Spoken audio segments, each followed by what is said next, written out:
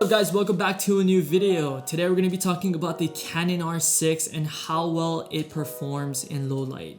The video you just watched was all shot on the Canon R6.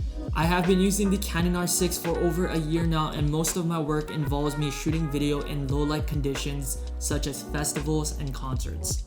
However, the one question I get a ton is how well does the R6 perform in low light? Can it compare to cameras like the Sony Alpha series? Does the footage contain a lot of grain where you would need noise reduction in post? Now, the one thing I learned in filmmaking is that adjusting your settings in the camera can make a whole world of difference, and I feel a lot of people aren't really getting the full potential of their camera. Now today I'm going to be sharing with you guys my experience using the Canon R6 in low light conditions and the settings I think is best for the camera. I will also be sharing with you guys some of the best lenses I like to use for the R6. Now let's go ahead and talk about the settings. Now I won't be really going into the entire menu system today, but just a few things I changed from the default settings and the picture profile I use to get the best image out of the camera. Now if you do want to see an in-depth review on my full menu settings, leave a comment down below. Now let's get right into it. So if you look in the third tab here, I always use Kelvin white balance. Now I use Kelvin white balance because sometimes auto white balance doesn't really cut it. I use Kelvin to avoid my footage looking washed out and to get an accurate color rendition. Now learning which Kelvin to use, I'm gonna leave this chart here which goes more into detail about like how 5600 is daylight, 3200 is indoor, but there are a ton of videos out there on YouTube you can find. But I'm just gonna leave this right here for reference. Now when I am in the field, I adjust my Kelvin accordingly to the environment that I am in. Down a little lower is the picture profile settings. I shoot in Canon C-Log 3. I shoot in log over standard profile because a log profile will give you more dynamic range opposed to getting a contrasty look from the standard profile. Also, you're able to take it into different directions when color grading in post, like the teal and orange or a flat look. Opposed to getting stuck with the image that's already been graded, you have less flexibility. When you're shooting in log, it is important to expose correctly. So if you want to learn how to expose properly, I'll leave a link below to a video down in the description.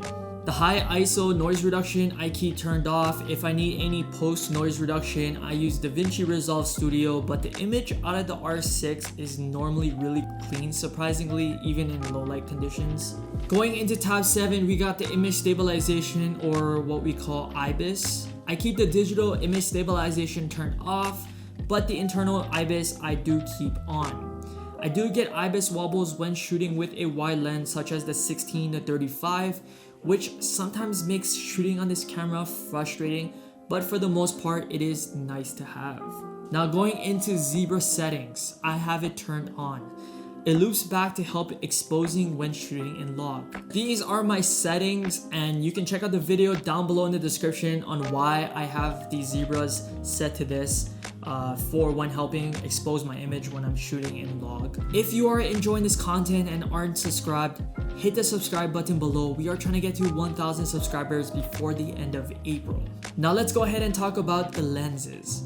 Now when shooting in low light, I love to use prime lenses. I use the Sigma 24 1.4 and the Sigma 35 1.4. Both lenses are tack sharp and perform amazing in low light. And with its low aperture, not only is it amazing in low light, but gives more depth of field. I use both lenses equally and both are reliable. Last but not least, I use the Canon 16-35 2.8 Mark II. At times, I need a lens that is wide and that can zoom, and the 16-35 has always been reliable. Having a 2.8 isn't terrible in low light, but with the R6 high ISO range, surprisingly it holds the image really well and doesn't really give you a ton of grain. Closing thoughts on this camera. After using the R6 for over a year, it holds up really well in low light and has been a reliable camera in any situation I've been in. The body paired with the right lens and proper settings, you will be happy that you picked up the Canon R6. Hope this video helped you with your low light video journey. If you did enjoy this video, please give it a like and comment down below What would you like to see next? Hit the subscribe button, it helps me a ton with creating videos just like this. Thanks again for watching.